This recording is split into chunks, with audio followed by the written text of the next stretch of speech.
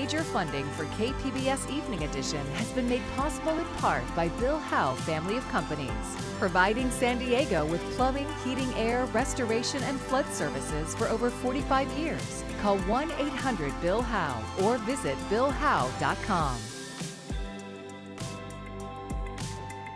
And by the Conrad Trebas Foundation, Darlene Marcos Shiley, and by the following.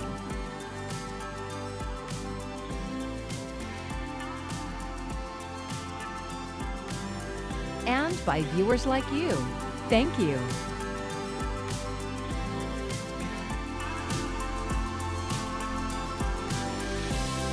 More Southern Californians are traveling for the holidays this weekend. Thanks for joining us. I'm Jacob Ayer in for Maya Trabolsi. According to AAA, more than 5.4 million people are expected to hit the road this 4th of July. As KPBS reporter Alexander Nguyen shows us, San Diego is a top destination for many of those travelers. By car, by train, or by plane, more Southern Californians are traveling for the 4th of July weekend. We are expected to see record travel across Southern California. And Jane Venegas is with AAA. She says more people will be driving, despite gas prices being higher than they were a year ago. They're finding ways to make it work. They're adjusting. So maybe, they're trying to find more affordable hotels, or maybe they're staying at a friend's or, a family member's house. AAA says 4th of July travel is up 0.5% since last year, but it is 8% higher than before the pandemic. A lot of SoCal travelers are heading here to San Diego, and San Diegans are heading to these destinations. Palm Springs, Las Vegas, the Grand Canyon. In fact, one of the busiest freeways is going to be the 15 from San Diego to Palm Springs. At San Diego International Airport, officials are expecting 800,000 passengers to pass through between last Sunday and Monday. We are expecting about a 10% increase compared to last year at this time. Airport spokesperson Nicole Hall says airlines are offering more flights. I think that people want to come to San Diego, and they want to go to destinations, particularly domestic destinations is what we're seeing here in San Diego. I love San Diego. This is our 3rd time coming. Just beautiful, really liked it, and it's just a lot of stuff to do. Yeah, great time of year. With today and Monday being the busiest days of the holiday travel season, airport officials say you should give yourself plenty of time to avoid congestion.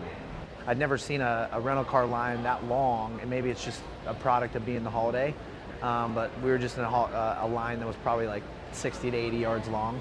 Alexander Nguyen, KPBS News. If you plan to celebrate Independence Day locally and live in North County, here's an important warning ahead of the festivities. Right now, all fireworks are illegal in Escondido. This year, the city plans to increase surveillance and penalize people who break the law. Last month, Escondido passed an ordinance that increased fines for illegal fireworks from $100 to $1,000 per incident. It's exceptionally the problem because I find that my PTSD isn't largely triggered if I am able to anticipate, if I can watch the fireworks. If I can't anticipate them happening, it's a violation of my peace. It's a violation of my health. It makes me feel like I can't trust my own neighbors. The ordinance also allows police and fire departments to use drones for enforcement. The city of Escondido says there are several citywide events happening where people can enjoy fireworks without having to shoot off their own. A few more clouds tonight, but temperatures staying about the same as we've been the last several nights. We're going to continue our slow climb of a warming trend even into next week, but makes for a pretty comfortable 4th of July weekend. I'll break down exactly what to expect and where things stand with our fire danger coming up.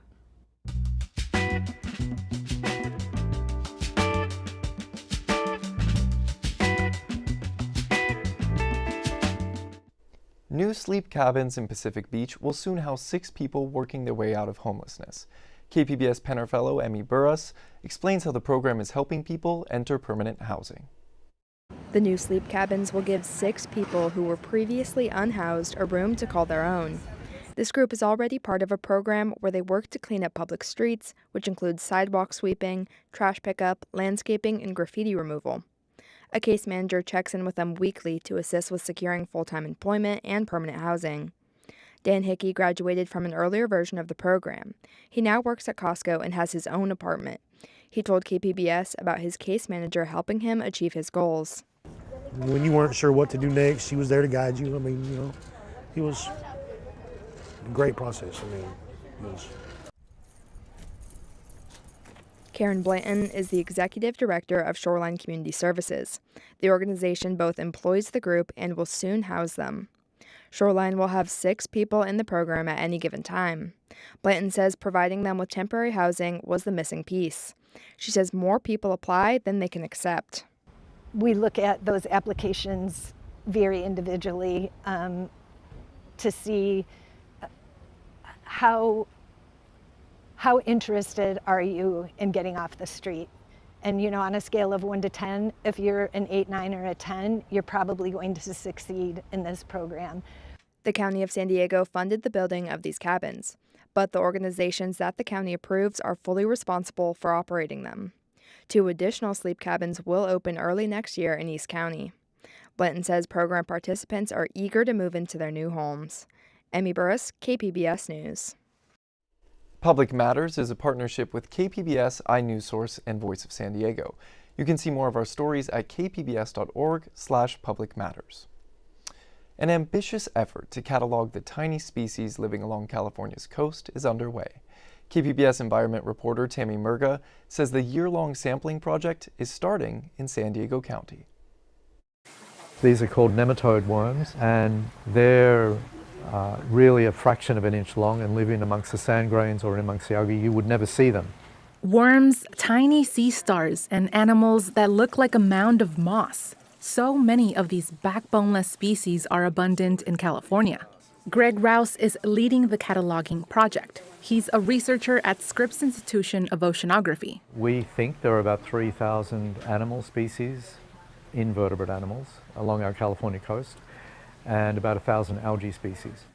Because they're so small, researchers believe there may actually be 10 times that. They just don't know for sure. But that's about to change. Scientists are beginning to create a record of them. They say it's California's first DNA library of marine invertebrates. It gives us a snapshot of what the current diversity is for California in a period when the warming of oceans is going to change their distributions. They already know that warming is causing some animals to migrate north. We're getting species that previously were only known in Mexico. The process looks like this. Scientists get up early in the morning and fill buckets of sand and turn over rocks all along San Diego County's coastline. And then we put it under all kinds of microscopes to pick out those little individuals, and then the taxonomic experts help us identify what they are. The specimens are then stored in research collections, and most get DNA barcodes. That will make it easier to identify and protect them. It's really helpful to know if our biodiversity is changing, how is it changing, and what we can sort of understand from those changes. Additional surveys are planned at sites along the California coast over the next year. Tammy Murga, KPBS News. I'm Jeff Bennett. Tonight on the NewsHour, Russia bombards Ukraine's capital in retaliation for oil infrastructure strikes. That's at 7 after Evening Edition on KPBS.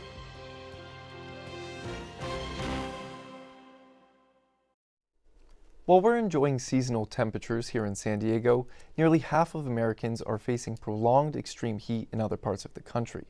If you plan to head east for the 4th of July weekend, Maribel Gonzalez has expert tips about how to stay safe in those hot conditions. The temperatures in some spots in the eastern U.S., like New York City and Washington, D.C., could be the hottest in over a decade. And even after nightfall, there could still be very little relief from the heat. We've always had heat waves. That's part of summer weather. But as climate changes decade by decade, those heat waves are getting more frequent and they're getting more intense. The U.S. is experiencing a blast of punishing heat, particularly in the east, with millions facing record hot temperatures and high humidity. Experts say heat domes, that's stubborn areas of high pressure that locks hot air in place, are to blame and are now more intense due to climate change. The reason it's warming is because we've been digging up and burning massive amounts of coal and gas and oil. And when we burn them, they produce heat-trapping gases that are building up in the atmosphere, wrapping an extra blanket around the planet. The combination of high temperatures and humidity increase heat-related health risks. Extreme heat Doesn't always strike people as an emergency, but it is actually the #1 cause of weather-related fatalities in the U.S. Heat-related illnesses can come on quick. The things to look for are heat cramps, and that looks like heavy sweating and muscle fatigue. That's your body's sign that it needs a break. Hydration and seeking cool shelter is key, even at night. High humidity means that nighttime temperatures often don't drop as much as they would in a drier climate, so it's still dangerous. Over 300 record warm overnight lows could be challenged through the weekend, and that is why it's important to keep these safety tips in mind even after the sun goes down. Reporting in Los Angeles, I'm Maribel Gonzalez. Andy Acosta is coming home to sing the role of Timothy Laughlin in the queer-centered opera Fellow Travelers. The show runs July 10th to 12th at Balboa Theater. KPBS arts reporter Audie McAfee spoke with the San Diego native about what it means to perform the production in his hometown as San Diego celebrates Pride. Last night, how many kisses last night? Born and raised in San Diego, Andy Acosta has always wanted to perform with the San Diego Opera. This year marks his second time.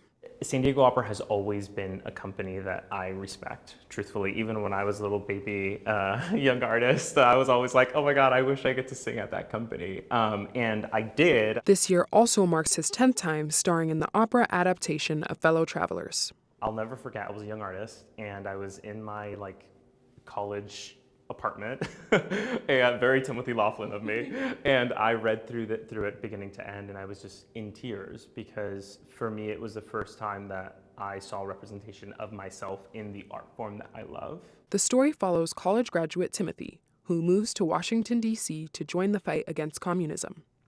There, he falls into a secret relationship with State Department official Hawkins Fuller during the anti-gay purge known as the Lavender Scare. Like Timothy, Acosta is a gay man who struggled growing up in a Catholic household. He says he's grateful for the opportunity to step into the role. Every single time I revisit this piece, I get to stand in my own shoes, as well as Tim's shoes, as well as the shoes of people that I know I stand on the back of that gave me the opportunity to be able to do that. So I'm just so incredibly happy to do it every time, and it changes every time, and I feel like I need to tell the story more and more every time. David Bennett is the CEO of the San Diego Opera. He says stories like this matter because this is a gay story, which is not that common in opera. You know, there are certainly gay characters, but stories that really focus on a gay couple is fairly rare. So I'm thrilled about this opportunity. Bennett also hopes people won't feel intimidated by opera. It's devastating. The music is gorgeous. It's a story of our time. It's an American story of our time. And it's a story of two men that are in love. So those are things that we don't often find in opera. And I walked away from it just so excited to be able to bring this to San Diego and have people see what this kind of opera can be like. Acosta says he wants the show to entertain audiences, but also encourage them to think a little deeper about queer history. I want people to be more curious. I want people I love when people say, oh wow, I haven't heard about the Lavender Scare. Tell me more about that. Historians estimate more than 5,000 people lost their jobs during the Lavender Scare. Many also took their own lives. The Lavender Names Project collects stories of queer people who lost their jobs because of discrimination. Their portraits appear at the end of each Fellow Travelers performance as a living memorial. And 10 years ago, when it was originally produced, that was all stock photography. But now each portrait is a person that actually lost their jobs because of being openly gay. And many of them in this production that you'll see on stage are people from San Diego. Acosta says he hopes the show makes people feel seen. My hope always that some person comes into this show and says, oh my God, this reminds me of myself, or I wish I would have seen this years ago, or I was that person on that stage, or maybe, you know, is this what my son is going through? Or maybe I should come back and bring my nephew, who I know maybe is exploring themselves, but hasn't quite seen that themselves reflected. Audie McAfee, KPBS News. Members of the descendants of early San Diego can trace their family lineage to the first Spanish settlers in the Old Town area. Public Matters reporter Jake Gata says the group is working to preserve that history. In the Howard J. Ballard Parent Center in Old Town, members of the descendants of early San Diego gathered on Saturday to honor their shared past. So we're part of the founding families of California, and our organization has been around for 44 years now. And it's been focused on history preservation and education and keeping a lot of our heritage alive. The group's chair, Connie Rascon-Gunther, said the families there can trace their lineage back to the first Spanish settlers who came to San Diego. Poster boards with long family trees showed how living descendants were connected through generations to their ancestral roots. Families were part of what they call the leather jacket soldiers. They came in the 1700s with Father Junipero Serra, and they were establishing the presidios and the missions throughout the California coast. Daniel Rios from the Kumeyaay Nation was there representing the first San Diegans who were here when the Spanish arrived. We've seen every single, change in San Diego, from the Spanish to the Mexicans period to the American period, and we're still here today, we're thriving. Rascon-Gunther said it's that shared history of resilience that has evolved through different nations and governments that brings them all together. Grandma and her cousin. Wow. And as they share their stories with each other, they feel they can keep that history alive. We're learning to be cordial to each other and preserving our stories, the good and the bad, and continue to tell our stories so that we can learn from our mistakes and continue to build our country as a country that we want to have freedom in. Jake Gata, KPBS News. As we approach the 250th birthday of our country, one man in Solana Beach will be campaigning for change. What he wants has nothing to do with political parties or elected office. He wants to change our national anthem. Well, sort of. It's just a little tweak that he believes will make a big difference. Ken Kramer has the story about San Diego.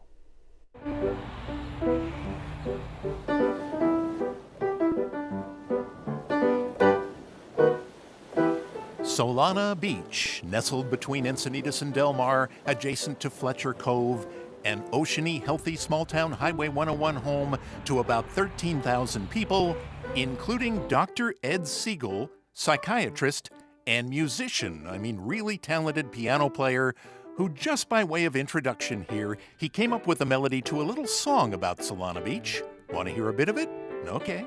People come by train. It's a place we cannot hide. It's beach and golf and bicycles and songs from far and wide. Solana Beach, our city proud, we're small but self-contained. We love our daily local lives and hope we've earned our fame. Hey. Pretty catchy, right? Puts the beautiful town of Solana Beach in your mind, just like the big cities. They all have songs. People in Chicago, the Chicago, or New York, or way down yonder, New Orleans. I left my heart in San Francisco. These are songs that everybody knows, but let's just say it's just for Solana Beach. Okay, so that's his Solana Beach song, and now you know Ed. He may be from a small town in San Diego County, but he thinks big. Hey! Far bigger than Solana Beach, Ed has come up with another idea, you see, this time a national one that has gotten him into the New York Times, newspapers, magazines, and TV all across America. Well, this is Katie Couric, and this is Lester Holt, and here I'm playing, in Rockefeller Plaza. Dr. Ed Siegel is here with his keyboard. Hi, Ed. How are you? Nice to see you. And what's amazing is this idea is so simple. We've all at least thought about it. I expect that if this doesn't catch on right now, I'll probably be famous after I die.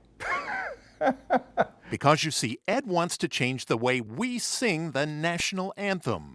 No kidding. Oh, say, can you see? The Star-Spangled Banner is beautiful, but there's a problem. Have you noticed? The key it's always performed in seems like everybody has to struggle to hit the high notes. This is the key it's written in. Oh, say, can you sing? And it, la, da, da, da, da, da. Well, he says, what if we all just started the song lower? Let's sing in a lower key. La, da, da, da, da, da, instead of la, da, da, da, da. Yeah.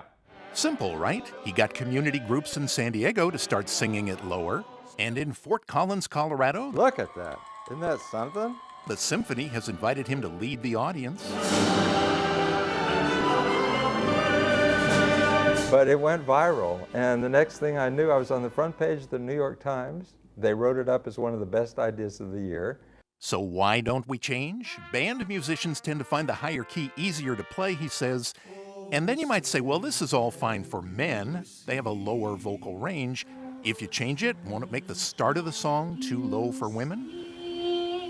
No, there are more altos than there are, and baritones than there are sopranos and tenors. Okay, I wondered, Ed, how do you get this idea to catch on? Oh, I was going to ask you that. Little old me sitting here in Solana Beach.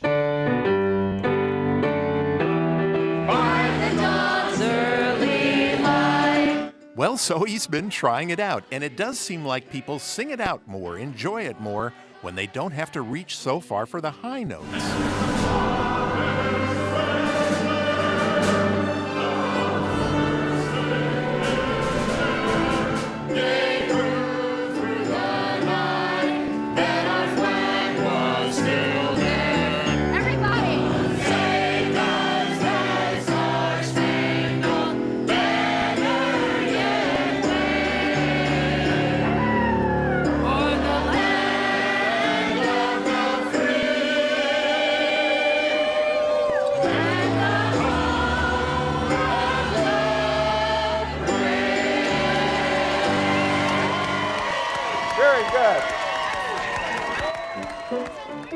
So that's the story of how Ed Siegel, creator of a bouncy little song about Solana Beach, has now set out to change, if not the entire land of the free, at least the key of Francis Scott Key. And if it's one of our own that makes it happen, wouldn't that be something remarkable about San Diego? What a great story there. If you want to see more of Ken Kramer's stories about San Diego, you can watch for his half-hour episodes every Thursday evening at 8 o'clock here on KPBS.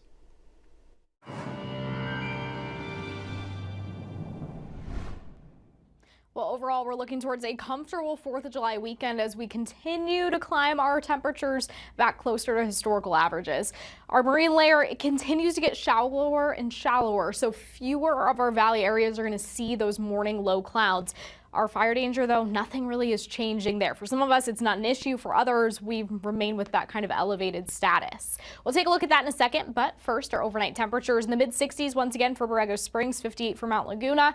We're in the low to mid-60s along the coast here. We look ahead to tomorrow, upper 80s for Ramona, back into the triple digits, unfortunately, in Borrego Springs. But hey, that's about where we should be this time of year when we compare to historical averages. Nice and comfortable along the coast, though. 74 in Oceanside, 73 for San Diego. Here's the fire danger I was talking about. Now, as we go Friday and Saturday, we really stay the same. Further into the southwest, mainly in Utah and into portions of Colorado, we come down from that very high to just high. But for us, we've been in moderate this whole time. There's really not a lot that's changing about the area. So somewhere like San Diego itself, not part of this elevated fire danger, but further inland, especially into our mountain and desert regions, this is where we do have that risk. Now, as we head into next week, we have a little bit of a pattern change. High pressure is going to park itself over the southwest, which helps with the fire danger, but any smoke or haziness that we have is going to just stay put. Again, not everybody sees this, but just keep in mind, especially if you're a little further inland, a little closer to the state border here, and especially if you have respiratory issues, keep in mind air quality is likely going to be a concern. Looking at our next 5 days along the coast, well, not a lot of temperature variation here. We get to 75 by the time we get to Monday, and then we vary a little bit degree by degree, day by day. Further inland, well, we're hanging out in the 80s for the most part. Not a lot of variation here either. The bigger climb of a slow warming trend is happening into our mountain regions and our desert regions. So we're 71 for your Friday. By Monday, we get to 73, and then a big jump to 77 for your Tuesday. Desert regions this weekend, we're back in the ballpark of where we should be this time of year when we compare to historical averages. And then as we head into next week, day by day, degree by degree, we continue to warm up. For KPBS News, I'm AccuWeather's Anna Azalian. It turns out World Cup fever is a game changer for a sector of U.S. trade. A new analysis indicates record soccer ball imports in the first 4 months of this year. The USA Today review of census trade data puts their value around $40 million. That's the largest amount ever, based on statistics going back to 2002. Soccer gear is also scoring big with importers, according to the data. In other football news, the U.S. men's national team is moving on in the World Cup. Up next, they'll face Belgium in the round of 16. The match is scheduled for Monday night in Seattle. Malik Tillman scored a goal in last night's win. He did so with a bloody sock after he was stepped on earlier in the match. For me, I'm a different type of person on the pitch. Of course, maybe you don't really see my emotions, but if you score a goal like this, I think also you guys saw my emotions, and it's a great feeling, and of course, a very proud moment for me. Team Mexico is also in the round of 16. They'll play England on Sunday. The Barrio Logan Association announced it'll host a watch party for the match on Chicano Park Boulevard under the Barrio Logan Gateway sign. It starts at 4 p.m. and admission is free. You can find tonight's stories on our website, kpbs.org. And a programming note, the KPBS newsroom will be off tomorrow in observance of Independence Day. Evening Edition will be back on Monday. Thank you for joining us. I'm Jacob Ayer. Have a wonderful evening and holiday weekend. Major funding for KPBS Evening Edition has been made possible in part by Bill Howe Family of Companies, providing San Diego with plumbing, heating, air, restoration, and flood services for over 45 years. Call 1-800-BILL-HOWE or visit billhowe.com. And by the Conrad Prebys Foundation, Darlene Marcos Shiley, and by the following.